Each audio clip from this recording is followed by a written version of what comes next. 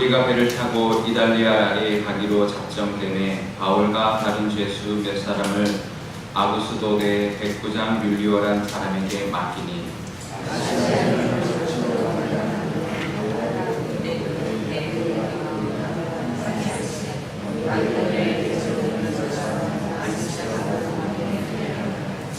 이튿날 시돈에 되니 율리오가 바울을 친절히 대하여 친구들에게 가서 대접받기를 허락하더니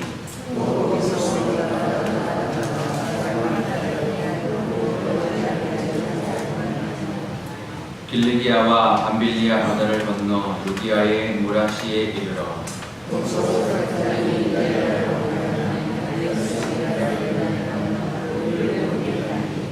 배가 더디 가 여러 날 만에 간신히 니도 맞은편에 이르러 홍세가 더 허락하지 아니하므로 살몬의 앞을 지나 그레데 해안을 가랑마기로 항해하여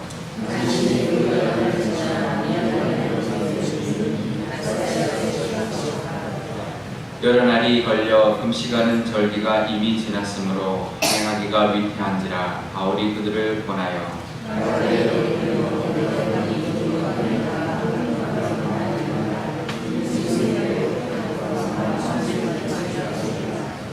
백부장이 선장과 선주의 말을 바울의 말보다 더 믿더라. 그가 겨울을 지내기에 그러므로 거기서 떠나 아무쪼록 베니스에 가서 겨울을 지내자 하는 자가 더 많으니 베니스는 그레데 항구라 한쪽은 서남을 한쪽은 서북을 향하였더라. 아멘. 기도하겠습니다. 아버지 하나님, 오늘은 광복절입니다. 이 광복절에 하나님 말씀 듣기 위하여 나왔사오니 하나님이 이 말씀을 통하여 우리의 인도하여 주시며 우리 교회를 인도하여 주시며 나를 인도하여 주옵소서. 감사드리며 예수님의 이름으로 기도드리옵나이다. 아멘.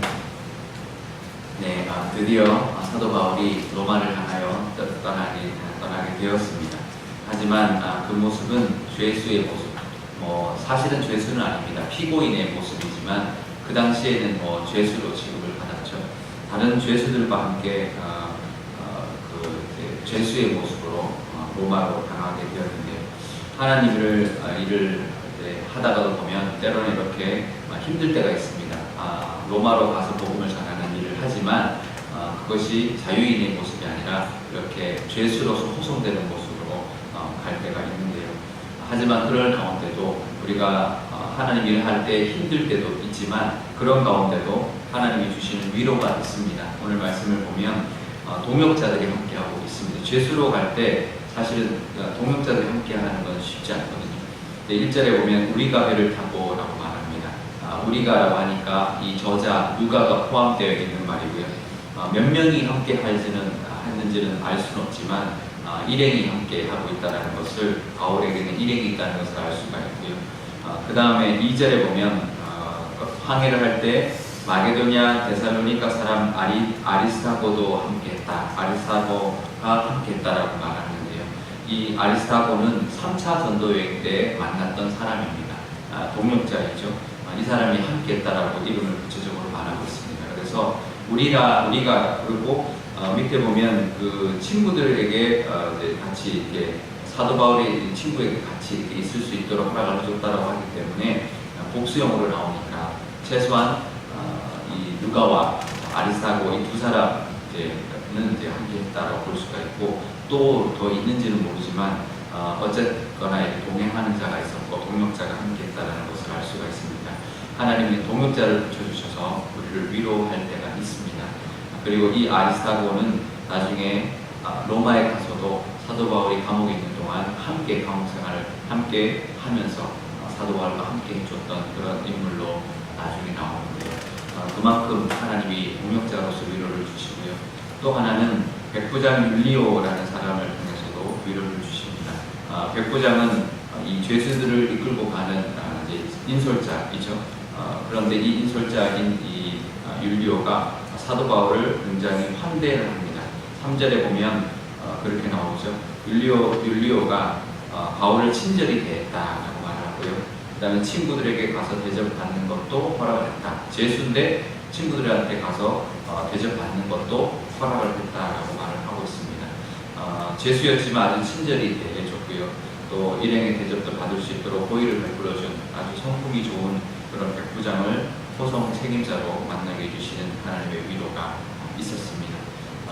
나중에 이제 위험해졌을 때 군인들이 부하 군인들이 죄수들을 죽여야 된다. 죄수들이 도망하면 자기들의 목숨도 괴로우니까 죄수들을 죽여야 된다고 했을 때 이 율리오가 사도 바울 때문에 다른 모든 죄수들도 살려주는 그런 호의도 받게 되는데요.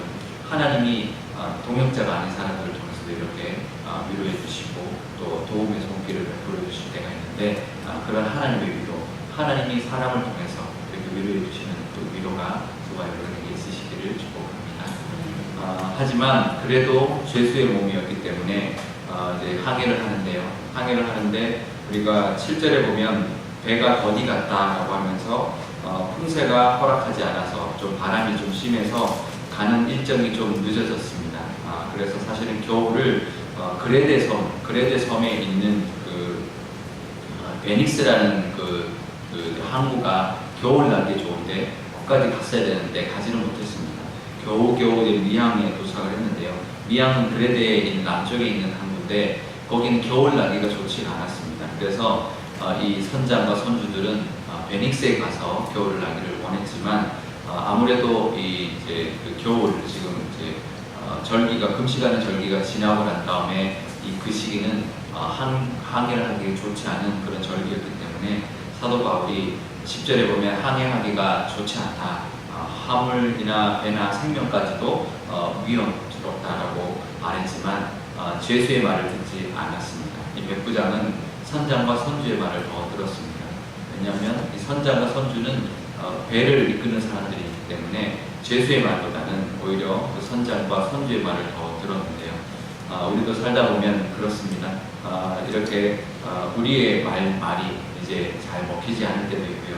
내 판단이 제대로 이루어지지 않을 때도 있고 또 죄수이기 때문에 어쩔 수 없이 당하는 그런 상황이 될 때도 있습니다. 내가 어떻게 할 수 없는 상황이 될 수도 있을 때가 있는데 그럴 때도 결국은 하나님께서 이끌어 가신다는 것. 그 모든 상황 가운데서도 내 생각은 이게 아니어도 내가 어쩔 수 없이 끌려갈 수밖에 없는 상황에 처해 있을지라도 그럴 때 어떨 때는 억울하기도 하고 그 상황이 내가 선택한 게 아니어서 좀 답답하기도 하지만 그 상황까지도 남들이 판단해서 어쩔 수 없이 내가 끌려간 상황일지라도 그 상황까지도 하나님이 이끌어 가신다는 것을 우리가 보게 됩니다.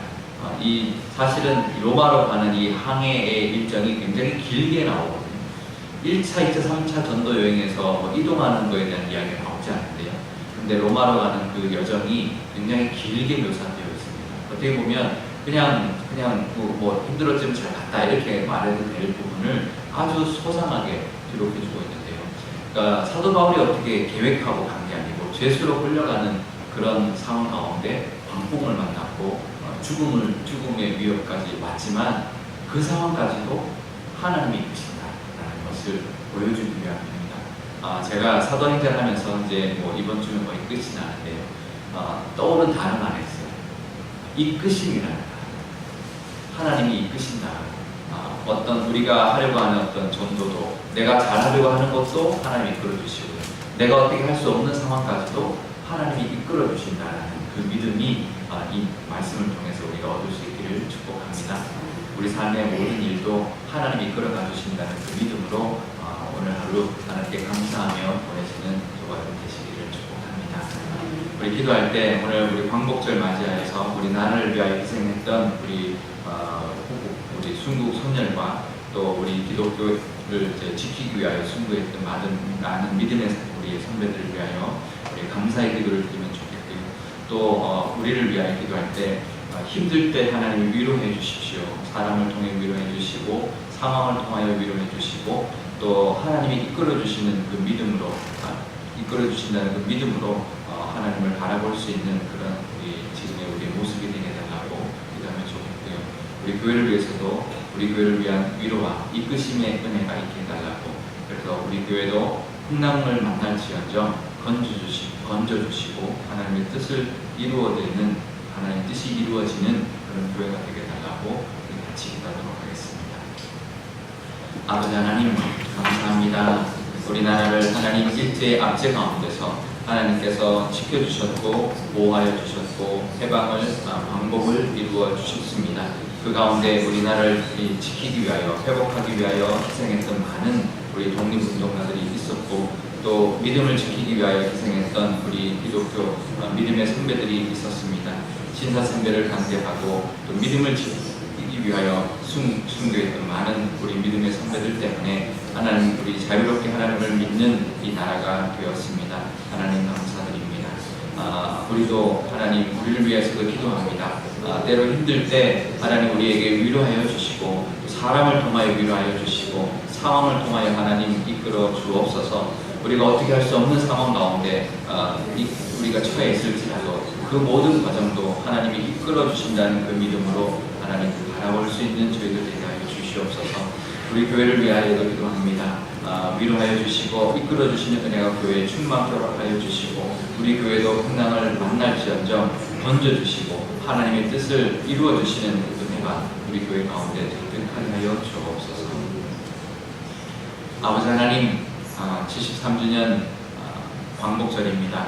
이 나라를 일제의 압제 가운데서 해방시켜 주셔서 정말 하나님을 믿는 자유의 나라가 되게 해주셨습니다.